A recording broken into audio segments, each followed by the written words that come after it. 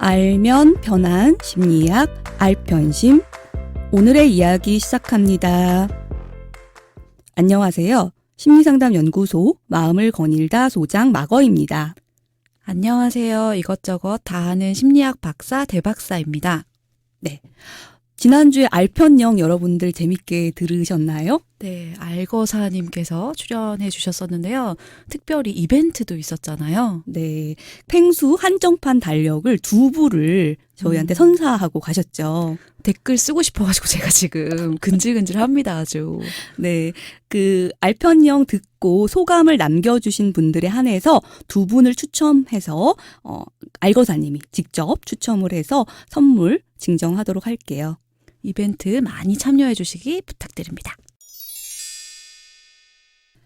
대박사님, 정리 잘하세요? 마거님은 꼭 제가 못하는 것만 물어보시더라고요. 제가 웬만한 거 다 잘하는데 잘 못하는 거? 못한다기보다는 좀 안 하는 것 중에 하나가 정리예요. 네. 요즘에 좀 노력을 하고 있긴 합니다만. 네.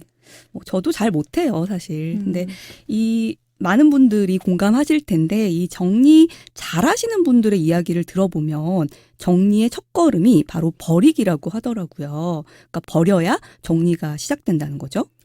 너무 맞는 말이에요. 그러니까 제가 이제 막 정리를 시작하려고 보면은 저 같은 경우는 제일 먼저 하는 게 수납장을 사야겠다. 이걸 다 넣을 데가 없으니까 또 수납장을 사서 또 거기에 또 짐을 채우고 또 늘리고 그래서 정말 이 정리의 끝이 그냥 집이 터져 나가는 거더라고요. 그래서 버리는 것부터 시작해야 되는데 왜 그걸 그렇게 못하는지. 그래요. 근데 이렇게 버리는 것이 사실은 우리가 버려야 된다라는 건 인식하고 있잖아요. 그리고 이제 이런 게 쉽고 당연한 사람들도 있겠지만 죽어도 못 버려. 죽어도 못 버리는 그런 사람들이 있죠. 이 바로 호더 증후군이라고 하는 건데요.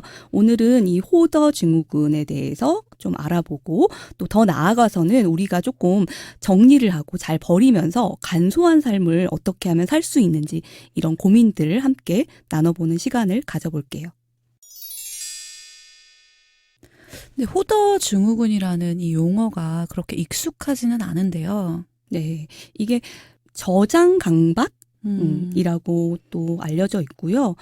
그 호더스 신드롬 또는 호더링 디스오더라고도 얘기를 해요. 제가 단어를 좀 찾아봤더니 이 호더라는 단어의 의미가 축적가이더라고요. 네. 이렇게 쌓아둔다 이런 네. 의미인 것 같은데 대체적으로 강박적으로 축적을 하는 사람들을 지칭하는 말이 바로 호더다 이렇게 정의가 되어 있더라고요. 네. 근데 또 흥미로웠던 것은 이 단어의 처음 시작은 그 동물들이 겨울잠 자기 전에 음식들 이렇게 저장하잖아요. 네, 네. 그 행위를 호딩한다라고 표현했다고 하더라고요. 그래서 이렇게 저장하는 행동 호더구나 이렇게 이해를 했어요. 네. 근데 재밌는 건 그러니까 모든 동물들이 다 호딩을 하긴 하는데 실제 필요한 것보다 더 많이 저장하는 종류는 인간밖에 없다. 네. 이렇게 나오더라고요. 네, 그렇죠. 잉여를 축적하는 것이 인간의 또 특성 중에 하나죠. 그러니까 이 호더링은 취미로 뭐 우표를 수집하거나 가치 있는 물건을 잘 모으는 그런 차원이 아니라 뭐 어떤 물건은 되게 낡고 필요 없는 경우도 있잖아요. 근데 그 물건의 실제적인 가치나 또는 필요성과 관계없이 계속 모으고 아예 버리지를 못하는 그런 좀 문제적인 현상을 가리키는 거죠. 이 저장 강박증은 정의하자면 어떤 물건이든지 사용 여부에 관계없이 버리지 않고 계속 저장을 해두고 근데 그렇게 안 하면 어떤 심리적인 불편감을 느끼고 또 일상생활에서도 어려움을 느끼게 되는 그런 증상을 말하는 거죠. 그러니까 세상에 이런 일이 같은 프로그램 보면은 굉장히 많이 소개되곤 하잖아요. 네. 온 집안이 막 박스 뭐 이런 쓰레기 이런 걸로 가득한데 또 막 가지고 오고 잠잘 공간도 없어서 막 쓰레기 사이에 막 몸을 웅크리고 자고 이런 사례들 네. 나오는데 아마 그게 좀 극단적인 형태의 네. 호더 신드롬을 겪는 분들일 것 같아요. 그렇죠. 집안에도 그렇게 물건을 모아두고 아니면 집 밖에 자기 집 밖에 그렇게 물건을 쌓아둬서 이제 이웃 간의 갈등 같은 걸 겪기도 하죠. 근데 이런 경우는 굉장히 병적인 수준에서 일어나는 거지만 사실 우리 대부분 일상에서 약간은 이렇게 잘 버리지 못하고 뭔가 물건을 쌓아두는 경우들이 종종 있잖아요. 맞아요. 이제 그런 경우를 보면은 그 물건이 당장 지금 쓸모는 없는데 뭔가 나중에 가치가 생길 것 같고 나중에 쓸모가 생길 것 같아서 이렇게 모아두는 경우도 있고 아니면 이거는 되게 매력적인 거다. 이래서 남들이 몰라서 그렇지. 버리지 못하고 모아두는 경우도 있죠.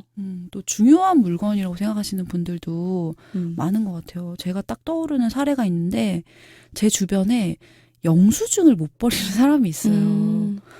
근데 이 영수증이 저 같은 경우는 좀 처리하기 귀찮고 그래서 아예 요즘에는 안 받아오고 요즘에 전자 영수증도 많고 네. 하니까.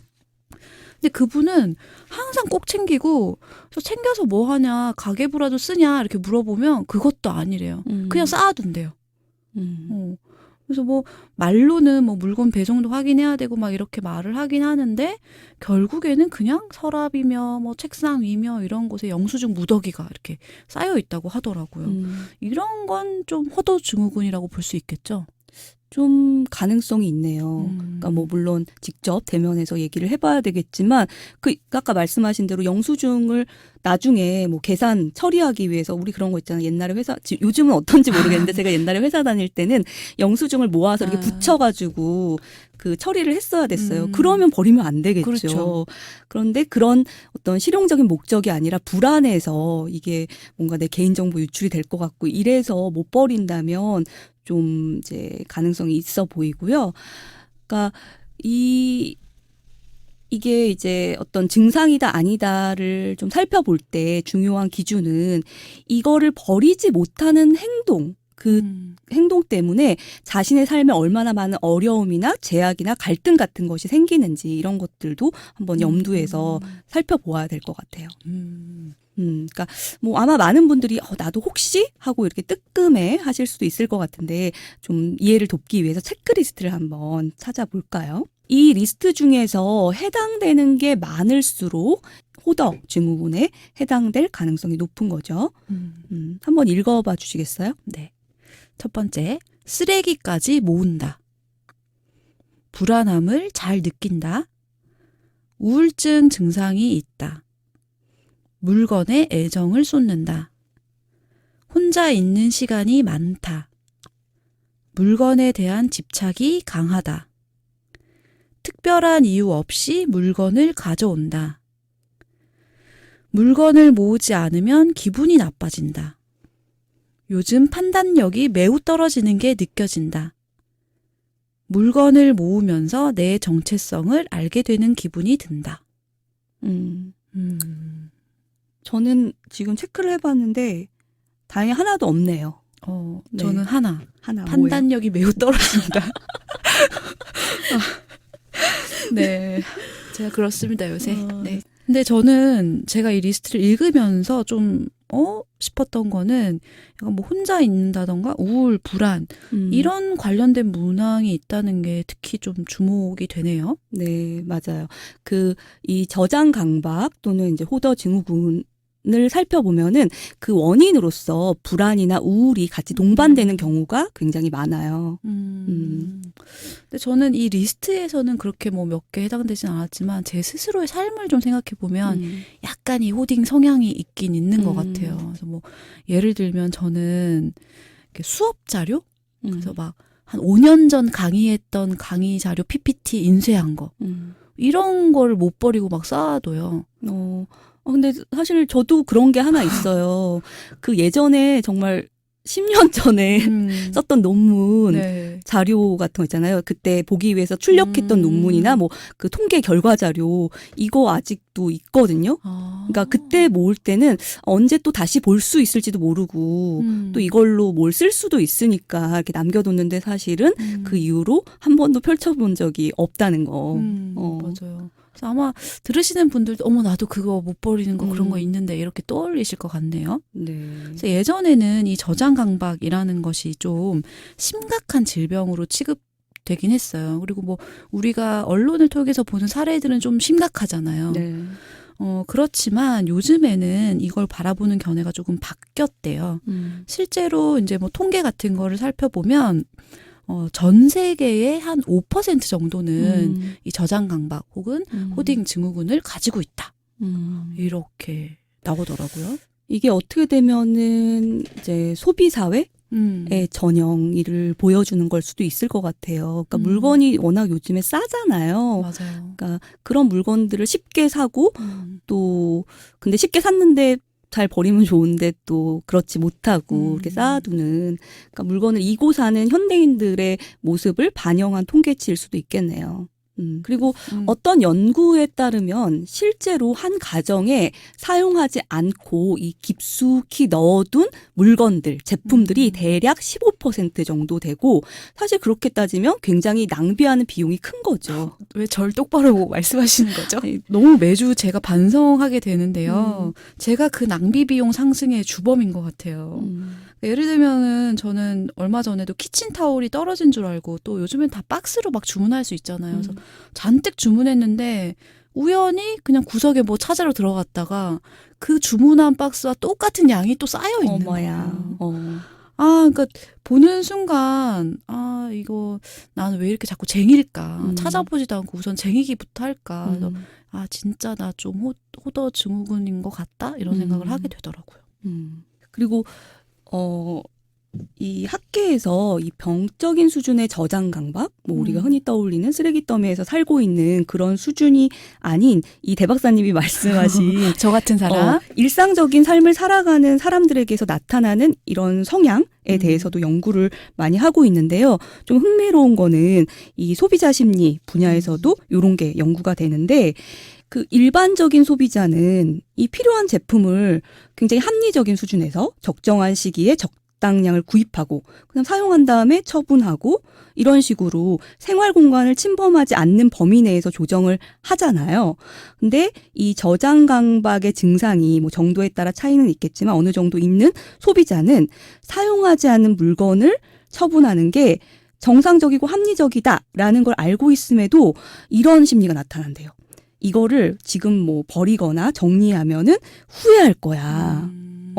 예견된 후회가 높은 거네요. 그렇죠. 그리고 이렇게 추억이 깃든 걸 어떻게 처분해 하면서 뭔가 강한 애착을 보이는데 이걸로 나타나는 되게 흥미로운 현상이 있어요. 그러니까 사실은 이게 나한테 지금 필요 없는 거면 누군가에게 필요한 사람한테 뭐 줄 수도 있잖아요.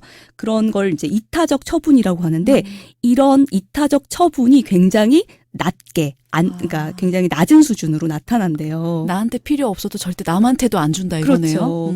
그리고 또 이 구매 숨김이라고 하는데요. 그러니까 어떤 사람이 나 이 물건 필요해라고 하면은 나 그거 샀는데 뭐 이렇게 말할 수도 있잖아요. 나 그거 있는데. 근데 그런 말조차 하지 않는 거예요. 혹시라도 이 물건을 뺏길까 봐. 물건에 대한 애착이 진짜 상당한 거네요. 그렇죠.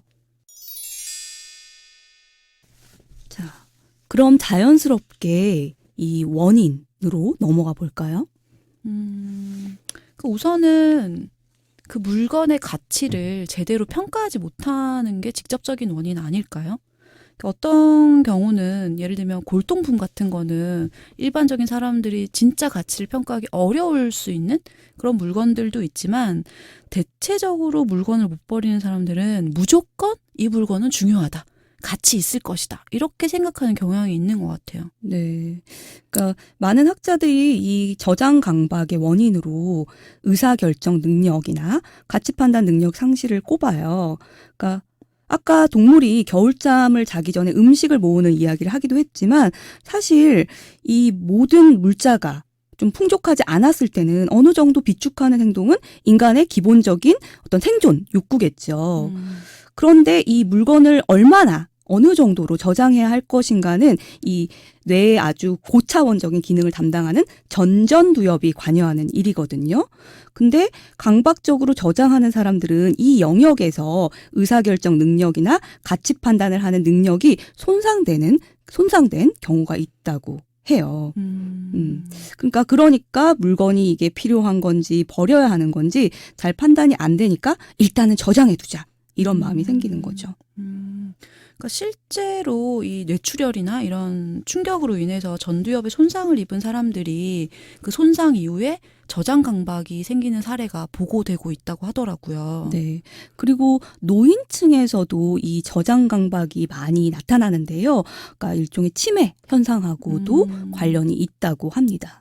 이렇게 설명을 하면 이런 기능의 저하가 무슨 큰 병인 것처럼 느껴지실 수도 있지만 사실 이런 전전두엽의 기능이나 이런 의사결정 능력 이런 건 뇌에 어떤 구조적인 문제가 없을 때도 충분히 손상될 수 있거든요. 네. 대표적인 게 스트레스나 뭐 이런 피곤, 건강 문제를 들 수 있을 거예요. 네.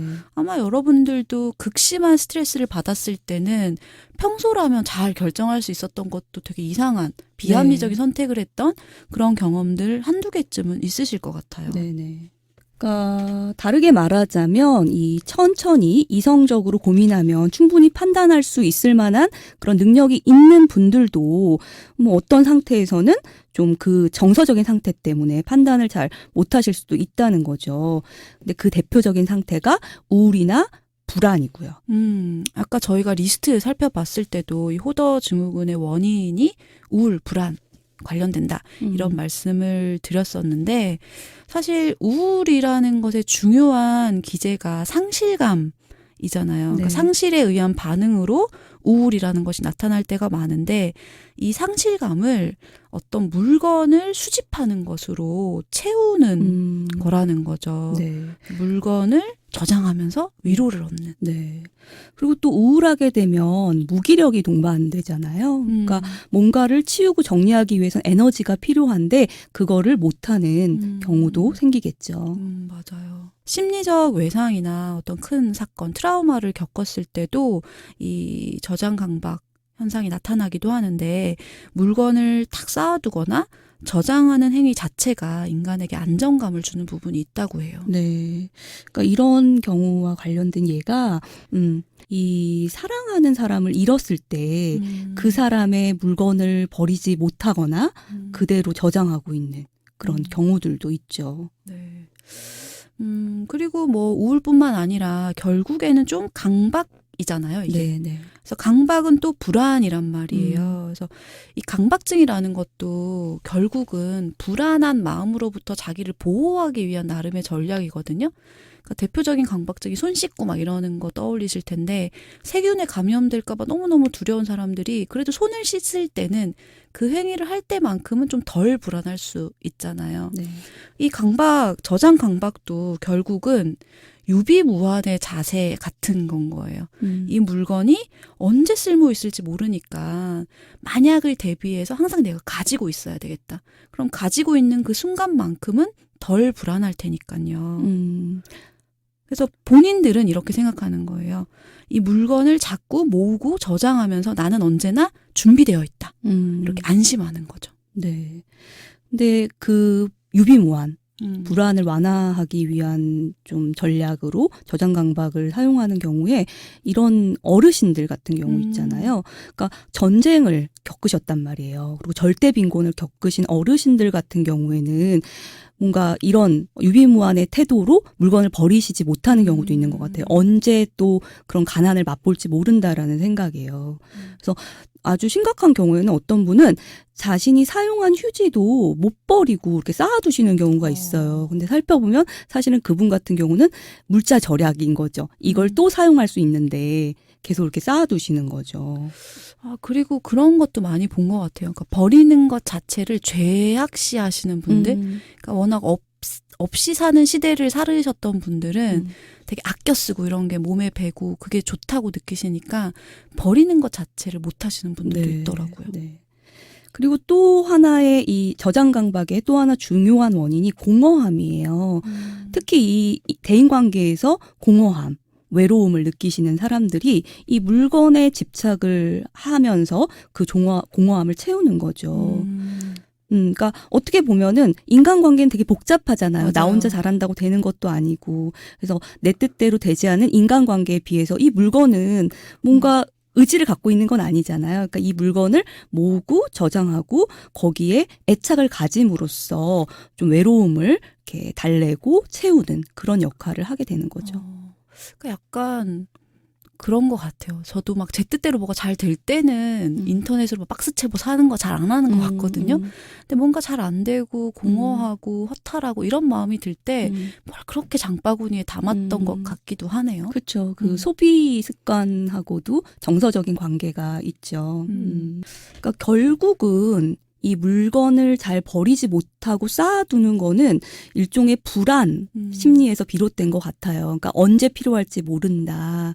그래서 예를 들면은 저 같은 경우에 이제 뭔가 느낀 점이 있었는데 이렇게 서랍에 이렇게 봉지 같은 거 있잖아요. 그리고 뽁뽁이 있잖아요. 택배에 뽁뽁이 오면은 중요하죠. 그거 중요하잖아요. 필요할 때 있고. 그래서 이렇게 쌓아둬요. 근데 쌓아두다 보면은 어느 순간 이게 서랍을 가득 채우고 있을 때가 있어요. 그럴 때 제가 한번 정리한 적이 있었거든요. 근데 정리하면서 무슨 생각이 들었냐면은 이게 지금 당장 내가 이렇게 많이 쌓아둘 필요가 있나? 한 2개 정도만 있으면 되는 거 아닌가? 그리고 만약에 필요할 때 없다면 그때 또 구하면 되지. 그래서 그때 좀 일부를 내가 좀 아깝지만 버린 적이 있거든요.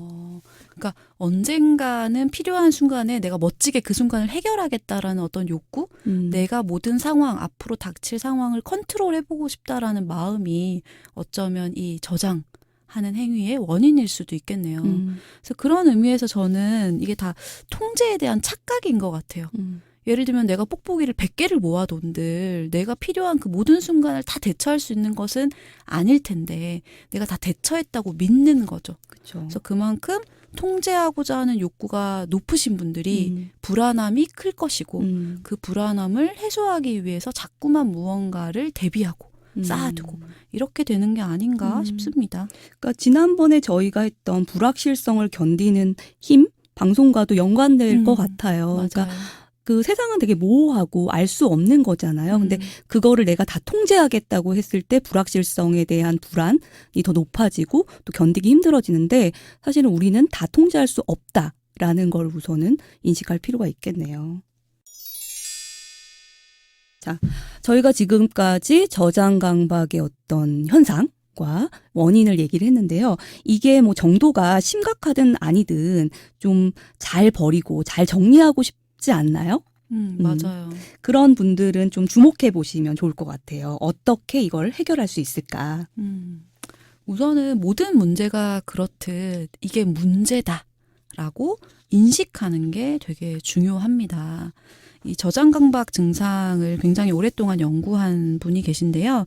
이 마이크 넬슨이라는 분의 설문조사에 따르면 879명 중에서 사실은 자기가 강박 증상이 있는데 51% 정도의 사람들은 나는 아무 문제 없다. 이렇게 보고를 했다고 해요. 저도 약간 뜨끔했는데요. 제가 그렇거든요. 제가 사람들이 너 왜 이렇게 정리 안 하니? 이러면 바빠서 그래. 내가 원래 좀 게으르잖아. 이렇게 그냥 대수롭지 않게 말하는데 사실 대부분의 사람들은 이렇게 변명하지만 저장 강박 성향이 있다는 거죠. 그러니까 인식하는 게 중요하다는 거네요. 내가 그런 성향이 있다라는 걸. 네. 근데 그렇게 하려면 이제 당장 자신의 주변을 좀 둘러보고 내가 필요하지도 않은데 또 당장 쓸 것도 아닌데 이 쌓아둔 게 없는지 이런 것들을 살펴봐야 될 것 같고 그다음에 그걸 정리하겠다라고 마음 먹고 뭐니 해도 실행하는 게 중요하겠네요. 네. 그러니까 내가 강박증이 있나 없나 이런 걸 인식하려고 막 고민하셔봤자 우리는 아마 핑계대고 변명을 되게 능수능란하게 잘 될 수 있을 거예요. 내가 요즘 너무 바빠서 그렇지 내가 마음만 먹으면 정리하지 이런 식으로 넘어갈 수 있거든요. 그래서 제가 생각할 때는 인식하자는 차원에서는 그냥 정리해보자라고 생각을 해보시는 게 더 편할 것 같고요. 그리고 정리하자고 마음 먹었을 때 진짜 할 수 있는가.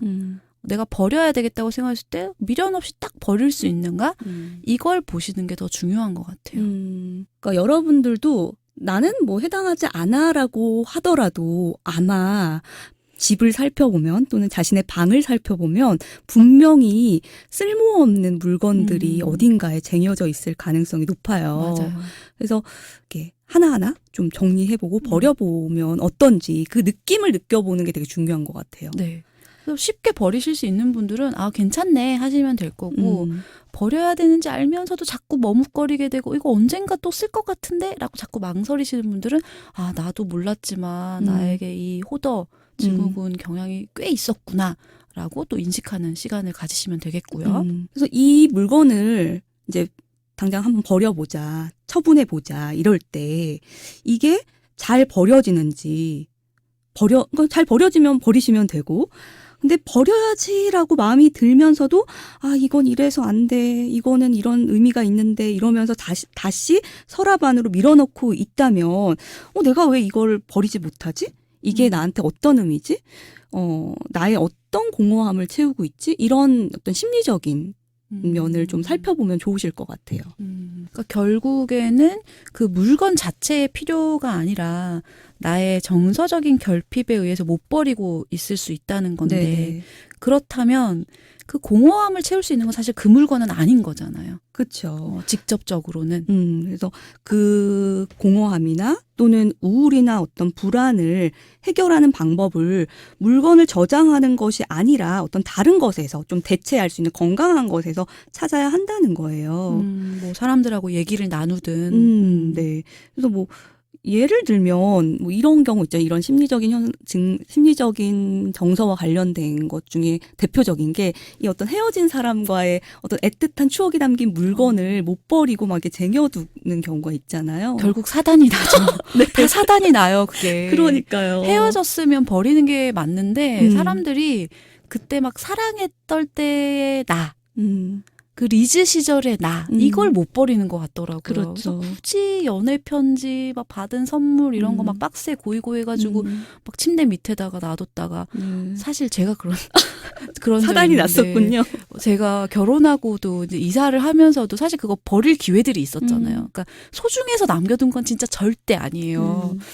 그냥 있는지 몰랐어요. 어디 구석에 꽁꽁 해놨다가. 근데 이사를 하면 다 나오잖아요. 그럼 그때라도 버렸어야 되는데 또 그냥 아유 뭐 이러면서 놔둔 거예요. 네. 그걸 또 저희 남편이 다 보지 않았겠습니까? 아이고.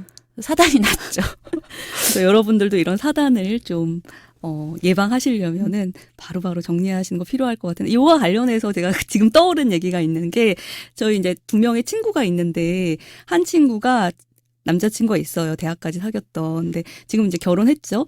근데 그 물건들을 못 버려가지고 그러니까 그 A라는 친구가 B라는 친구한테 야, 난 도저히 이거 못 버리겠어. 네가 좀 처분해줘. 하고서 걔한테 맡겼거든요.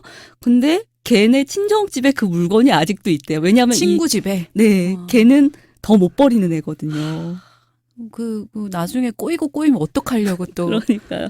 근데 여러분 기억하셔야 돼요. 여러분이 추억이 깃든 물건 가지고 있는다고 해서 그 추억이 영원한 것도 아니고 그때의 내가 그대로 간직되는 것도 아니잖아요. 네. 그래서 버려야 하는 것들은 과감하게 버리시고 또 정말 소중해서 가지고 계셔야 된다면 소중하게 보관해야 된다는 거죠. 막 쌓아두지 말고. 그래요. 맞아요.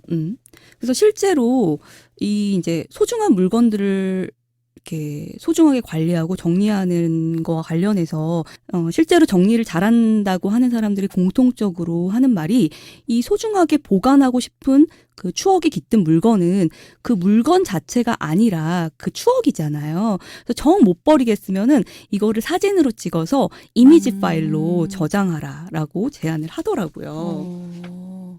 대표적인 게 애들 작품. 그렇게 많이 가지고 와요. 근데 또 버리면 되게 화내거든요, 애들이. 자기 거 소중하지 않냐면서. 근데 사진 찍어서 간직하면 되겠네요. 아까 이거 얘기하다가 생각나네요. 제가 못 버린 거 또 있네요. 상장. 상장.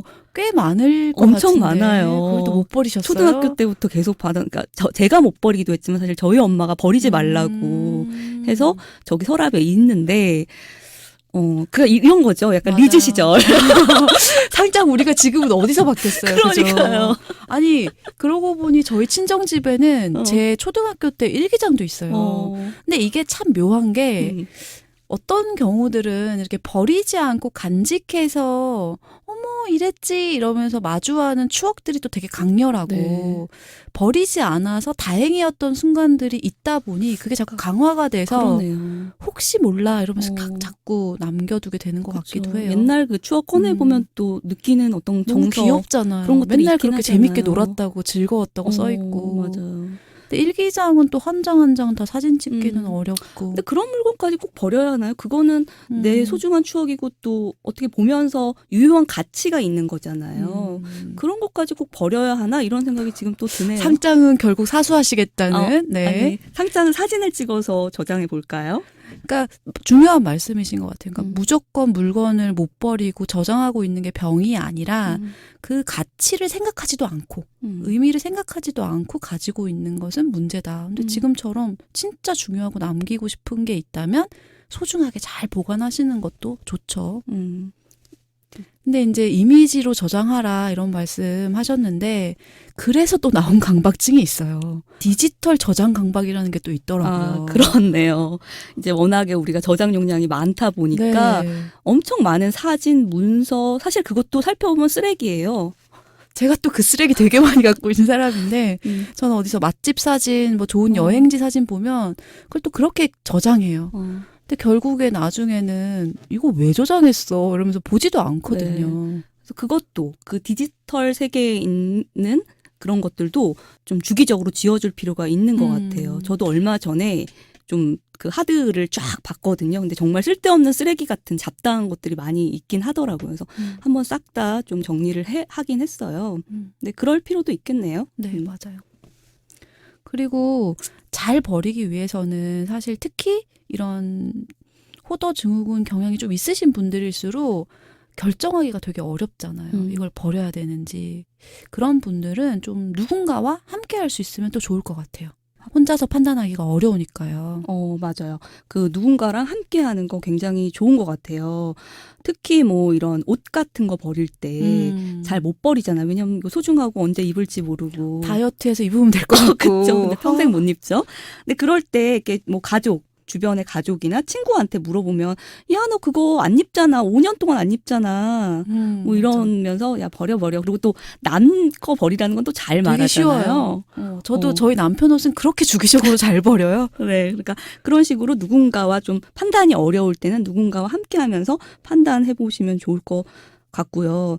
이제 저는 이 뭔가 옷을 정리하는 것 아니면 내 물건을 정리하는 것과 관련해서 좀 현타가 온 적이 있었는데 제가 예전에 장기 여행 갔다고 그랬잖아요. 그때 이제 이 장기 여행자는 짐이 자기의 그 집 같은 거잖아요. 그거를 이렇게 굉장히 많은 짐을 메고 다니는데 그 짐이 많으면 많을수록 그거에 비례해서 굉장히 큰 버거움을 느끼게 되는 거예요. 그래서 그때는 물건을 줄이는 게 굉장히 중요했는데 그렇게 추려서 옷을 되게 조금 가져갔는데도 불구하고 또 그중에서 안 입는 옷이 생기더라고요.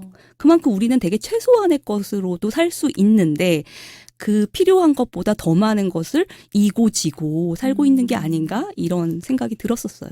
여행 얘기하시니까 너무 공감돼요. 저도 이제 애들 데리고 여행하다 보면 진짜 짐가방만 여러 개가 되거든요. 그래서 막 애들이 옷을 더럽힐 수도 있으니까 여벌옷도 챙기고 애들 음식이 안 맞을 수도 있으니까 뭐도 챙기고 이렇게 해서 가는데 결국 여행 끝나고 돌아오면 안 입은 옷이 입은 옷보다 훨씬 맞아요. 많고 안 먹은 음식이 먹은 음식보다 훨씬 많아요. 그래서 좀 여행 간다 생각하고 우리 삶이 여행이라고 다들 그렇죠. 말하는데 우리의 삶을 좀 정말 필요한 것들로만 남기는 것도 참 좋은 태도인 것 같다 이런 생각이 드네요. 그리고 저는 소개해드리고 싶은 게 있는데요. 곤도 마리에라고 혹시 아세요? 뭐 일본 그 정리하는 사람. 네. 이분이 미국에서 엄청 열풍을 일으켰어요. 그래서 넷플릭스에 이제 시리즈까지 나오고요. 곤마리하다라는 용어까지 생겼어요. 그러니까 물건을 정리하는 것을 곤마리하다라는 표현으로 이제 하는데 이분이 물건을 버리는 방법이 저는 굉장히 인상적이었어요. 우리가 계속 얘기했던 것처럼 이 호더 증후군이 있으신 분들은 물건에 되게 의미를 부여하기 때문에 버리기 힘들거든요. 근데 그런 사람들한테 미련 없이 버려라고 하면 전 더 힘들 거라고 생각해요. 근데 이분이 어떻게 물건을 버리냐면 우선은 어떤 물건을 딱 보면서 스파크가 오는지 설레이는지를 보래요.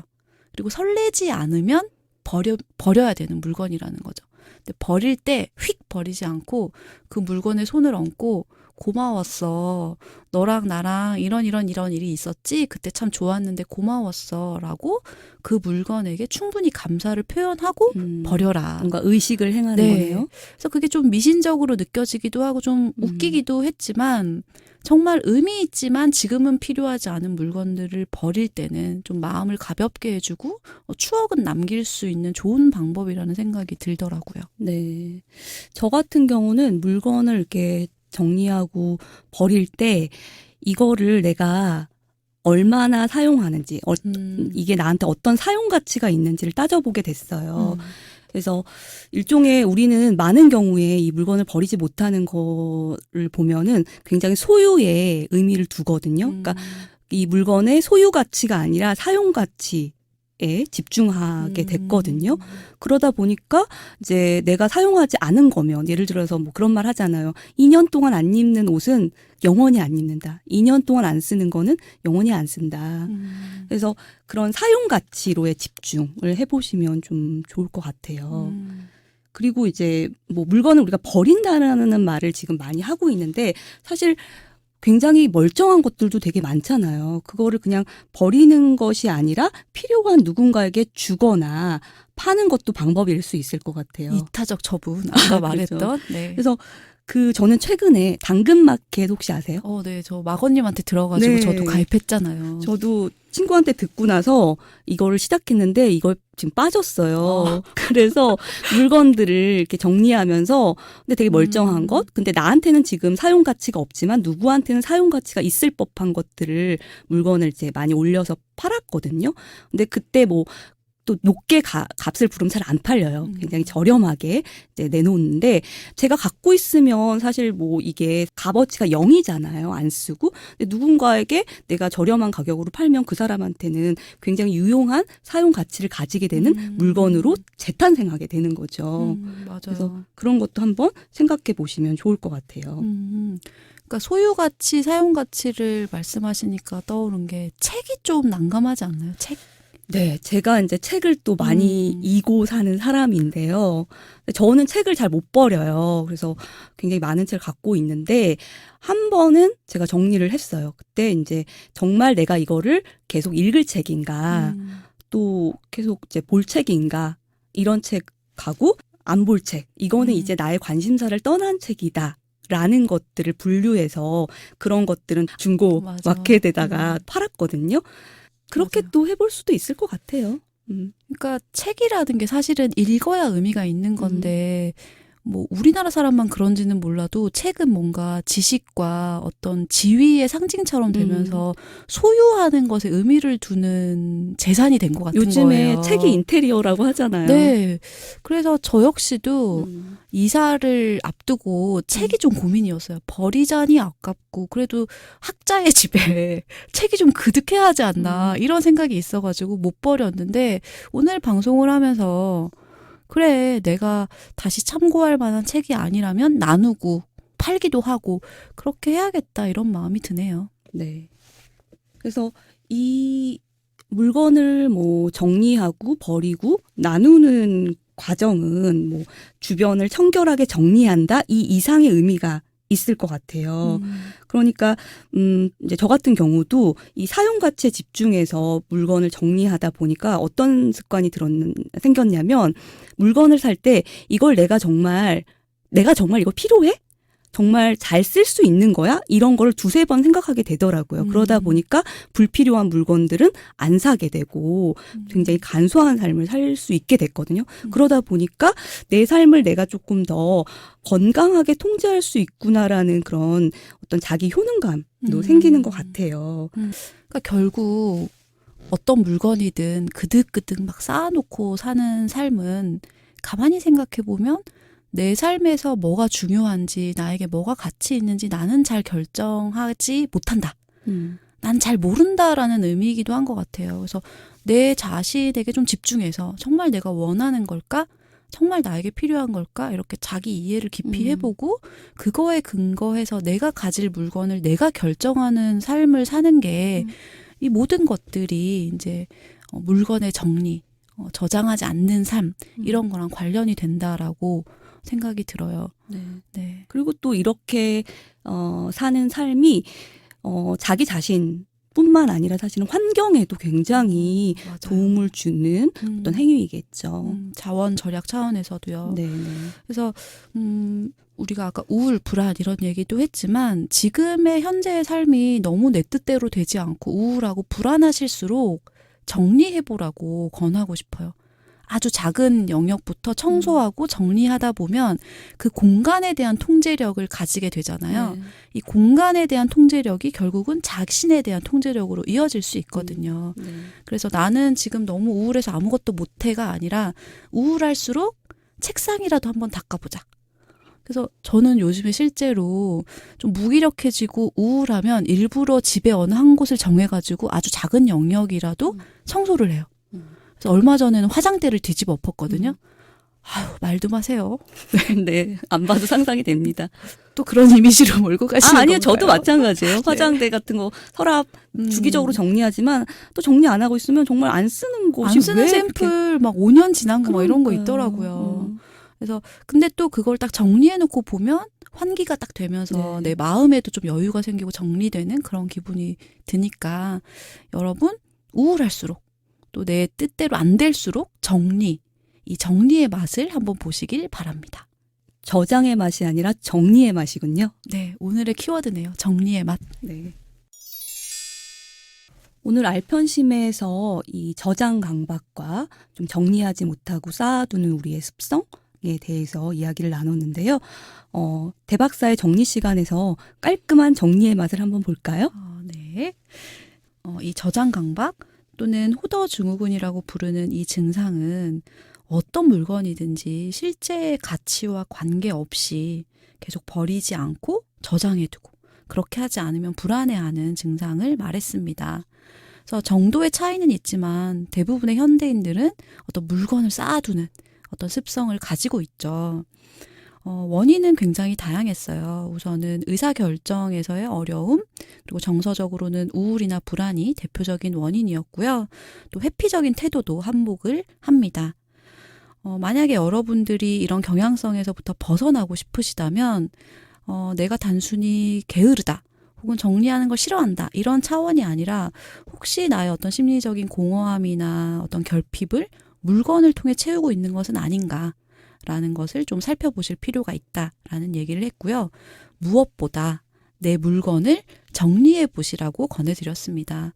그래서 정리하는 것이 어려운지 쉬운지 어렵다면 왜 어려운지 이런 걸 살펴보면서 좀 자기를 깊이 이해하고 또 통제감을 스스로 회복하는 시간을 가지시길 바랍니다. 오늘 알편심 어떠셨나요? 알게 되어 좀 편해지셨나요? 오늘은 생택쥐 베리의 말로 인사드릴게요. 완벽함이란 더 이상 보탤 것이 없을 때가 아니라 더 이상 뺄 것이 없을 때 이루어진다. 뺄 것이 없는 간소한 삶의 즐거움을 누리시기 바랍니다.